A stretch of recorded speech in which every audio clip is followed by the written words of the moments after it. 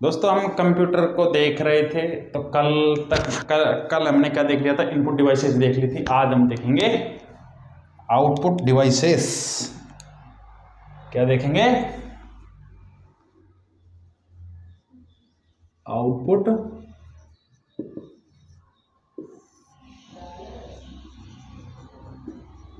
Output device. Output device क्या होती है? आउटपुट डिवाइस क्या होती है? सबसे पहले तो आउटपुट डिवाइस का फंक्शन सुनो। आउटपुट डिवाइस क्या करती है? आउटपुट डिवाइस का पहला काम है कि प्रोसेसिंग यूनिट से जो उसको गाइडलाइन मिली हैं, जो उसको दिशा निर्देश मिले हैं, उसको आउटपुट करती है। क्या करती है?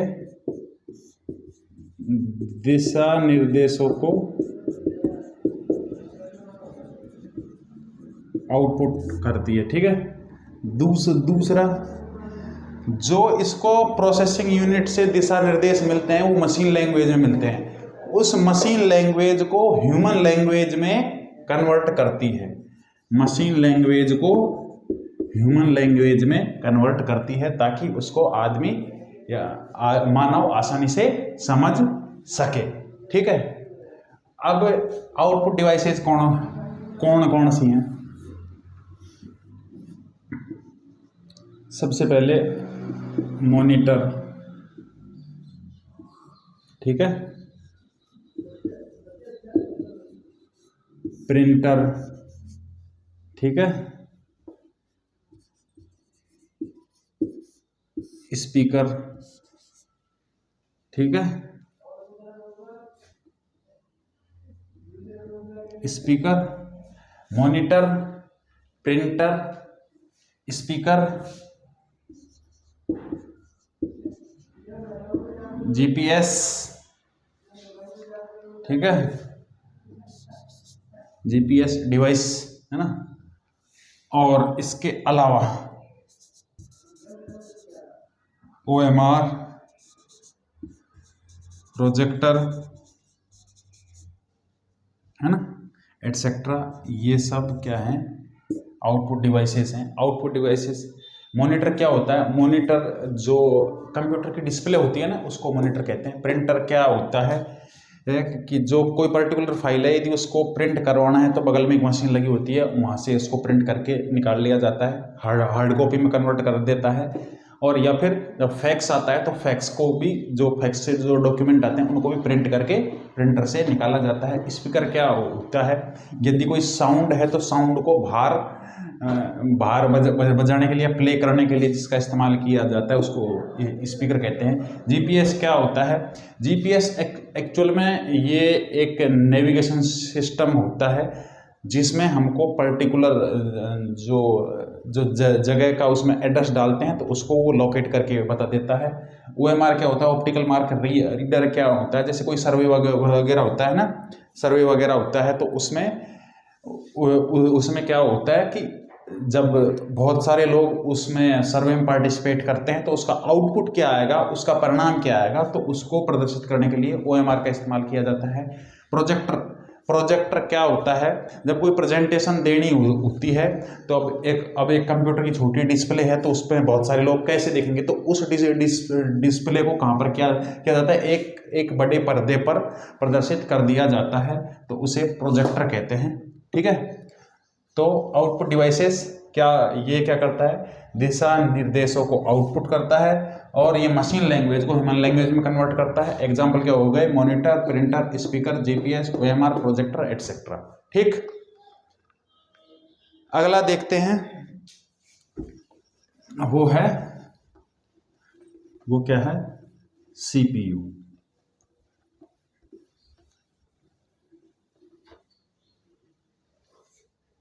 क्या है यार?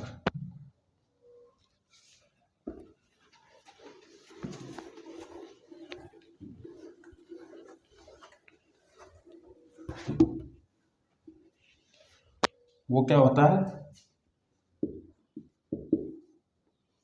CPU, सेंट्रल प्रोसेसिंग यूनिट, है ना। और इसको प्रोसेसर भी कहते हैं, है ना। और इसको मेन प्रोसेसर भी कहते हैं, प्रोसेसर भी कहते हैं। सेंट्रल प्रोसेसिंग यूनिट ये क्या होता है? ये एक्चुअल में ये कंप्यूटर का दिमाग होता है। क्या होता है? कंप्यूटर का दिमाग होता है।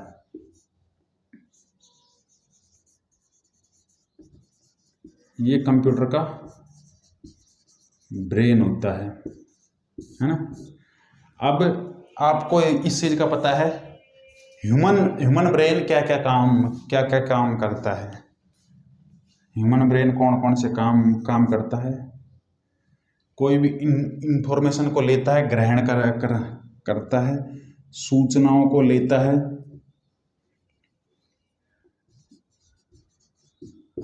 सूचनाओं को ग्रहण करता है, उसके बाद में उनको पढ़ता है,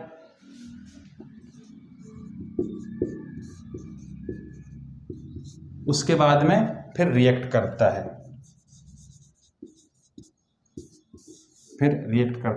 यही काम कुछ कंप्यूटर का ब्रेन भी करता है। ठीक है, ये भी वही काम करता है जो ह्यूमन ब्रेन करता है। ये क्या करता है? आंकड़ों को ग्रहण करता है, उनको पढ़ता है, जिसे प्रोसेसिंग करना बोलते हैं, प्रोसेस करता है, उसके बाद में उन पर रिएक्ट करता है। ठीक है, उसके बाद में उसको आउटपुट के लिए भेज देता है। तो कुछ ऐसे ऐसे होता है।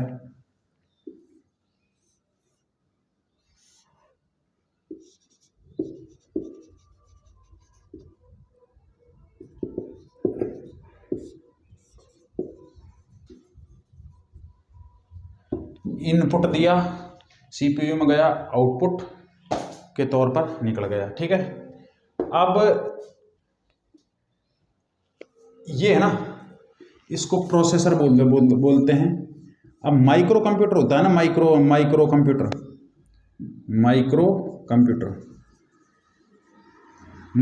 कौन सा होता है? पीसी, जिसको हम पर्सनल कंप्यूटर बोलते हैं, है ना। माइक्रो कंप्यूटर में इसको प्रोसेसर बोलते हैं। सिर्फ क्या क्या बोलते हैं? प्रोसेसर बोलते हैं। और ये एक होता है संख्या में, है ना। और जो बड़े कंप्यूटर होते हैं ना, उसमें प्रोसेसर एक से अधिक होते हैं। और जो माइक्रो कंप्यूटर है उसमें प्रोसेसर एक होता है, और वो कुछ आयताकार एक छोटी चिप के रूप में होता है, रेक्टेंगल शेप में होता है ना। और ये सिलिकॉन का बना होता है, जो कि एक अर्धचालक होता है। ठीक है, और इसको सबसे पहले जो बनाया था ना, वो इंटेल ने बनाया था। इंटेल 4004। ठीक है, और इससे पहले है ना, इसको चिप के नाम से भी जाना जाता है, इसको, है ना, चिप के नाम से भी जाना जाता है ना। इससे पहले जो प्रोसेसर का जो इस्तेमाल किया जाता था, वो ट्रांजिस्टर का इस्तेमाल किया जाता था। इसका इस्तेमाल किया जाता था, ट्रांजिस्टर का इस्तेमाल किया जाता था। लेकिन ट्रांजिस्टर की एक तो क्षमता कम थी, और दूसरी बात, गर्म जल्दी उग जाता था, तो उसको कंट्रोल करने के लिए एक बहुत बड़ी चुनौती हुआ करती थी। अब जैसे इंटेल ने इस चिप को बनाया, प्रोसेसर को बनाया, तो एक छोटे से रूप में आ गया। और जैसे ही ये छोटे रूप में आया, तो अब क्या होगा, इसकी क्षमता भी बढ़ गई, और हीट की जो दिक्कत थी वो भी समाधान हो गई। ठीक है, ये तो हो गई बात। ये अब हम देखते हैं जो ये प्रोसेसिंग यूनिट होता है, इसके कौन कौन से पार्ट होते हैं, है ना।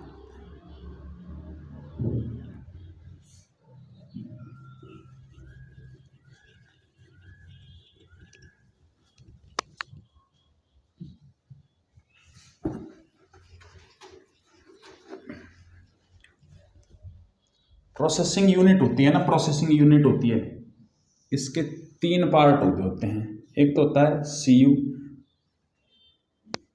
जिसे नियंत्रण इकाई बोलते हैं, हिंदी में जिसे कंट्रोल यूनिट बोलते हैं, कंट्रोल यूनिट बोलते हैं। दूसरा पार्ट होता है, उसको बोलते हैं ALU, जिसे अंग्रेजी में गणितीय तार्किक इकाई बोलते हैं, जिसे हिंदी में अर्थमेटिक लॉजिक यूनिट बोलते हैं। और तीसरी होता है स्टोरेज, जिसे हिंदी में मेमोरी बोलते हैं। क्या क्या? CPU होता है, सेंट्रल प्रोसेसिंग यूनिट होता है, उसके 3 पार्ट होते हैं, control unit, arithmetic logic unit और मेमोरी। ठीक है, जो कंट्रोल यूनिट होता है ना, कंट्रोल यूनिट होता है, उसका काम होता है कंट्रोल करना। क्या करना? कंट्रोल करना। अब वो कंट्रोल किस चीज को करेगा? वो कंट्रोल करेगा इनपुट को और आउटपुट को। ठीक है, कंट्रोल यूनिट के फंक्शन है ये इनपुट और आउटपुट को कंट्रोल करता है। ठीक है, दूसरा फंक्शन जो ALU है ना, ALU को ये इस बात की सूचना देता है कि आपको मेमोरी में डाटा कहां पर मिलेगा, उसका क्या करना है और उसको कहां भेजना है। क्या? कंट्रोल यूनिट ALU के गाइड की तरह काम करता है, जो इस बात को बताता है कि डाटा कहां पर मिलेगा, मेमोरी में कहां पर मिलेगा, उसका क्या करना है और उसके बाद में उसको कहां पर भेजना है। तो कंट्रोल यूनिट के 2 काम हो गए, इनपुट और आउटपुट को कंट्रोल करता है। और दूसरी बात, ये ALU को इस बात की जानकारी दे देता है कि मेमोरी में डाटा कहां मिलेगा, उसका क्या करना है और कहां पर भेजना है। ठीक है, दूसरा है ALU, है ना, अर्थमेटिक लॉजिक यूनिट। ये एक्चुअल में क्या होता है? ये एक इलेक्ट्रॉनिक परिपथ होता है। क्या होता है? इलेक्ट्रॉनिक परिपथ होता है, जिसका काम करना क्या होता है? जिसका काम करना होता है, जिसका काम होता है गणितीय गणनाएं करना। और दूसरा काम होता है कि ये मेमोरी से डाटा को लेता है और उनकी गणना करता है। क्या करता है? डाटा को लेता है, उसकी गणना करता है और उसके बाद में वो वहां से वापस मेमोरी को भेज देता है। मेमोरी से डाटा लिए, ठीक है, ALU ने मेमोरी से डाटा लिए, उनको कैलकुलेट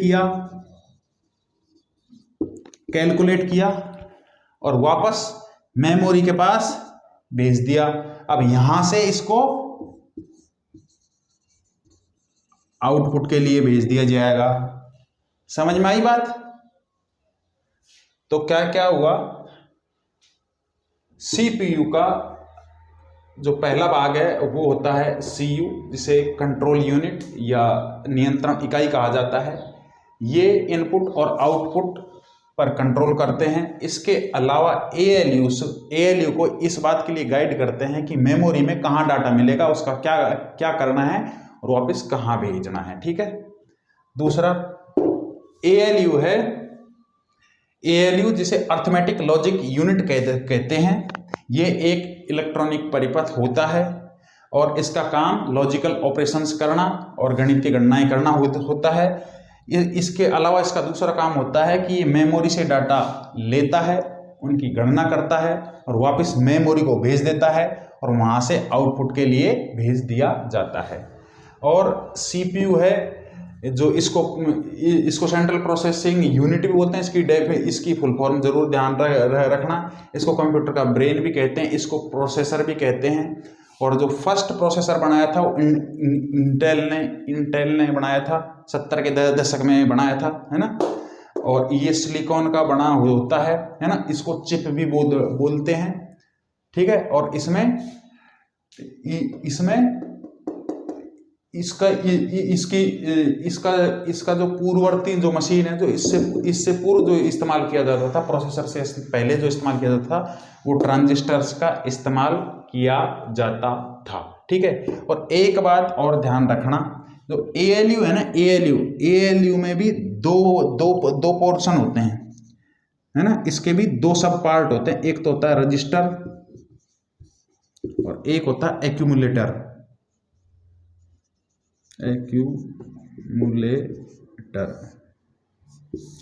रजिस्टर और एक्यूमुलेटर, जिनका की काम क्या होता है, गणितीय गणनाओं को करना और उनको वापस भेजना, ये काम इनका होता है, ठीक है।